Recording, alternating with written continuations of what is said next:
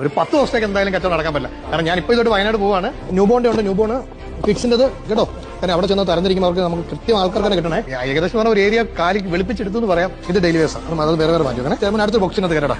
ഒരുമിച്ച് ഇത് കയറിട്ട് അടയ്ക്കാൻ പറ്റില്ല. ന്യൂബോൺസ് ആണ്. ന്യൂബോൺസ് നമുക്ക് 1.5 വയസ്സ് 2 വയസ്സ് വരെയുള്ള കുട്ടികളുടെ ഡ്രസ്സുകളാണ് ഇത് മൊത്തം.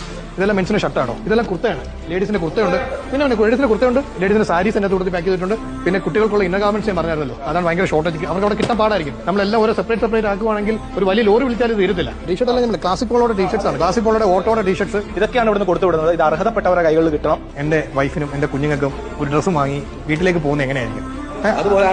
അവരുടെ കൈ കൊടുക്കുമ്പോൾ അവരുടെ സന്തോഷം തരും.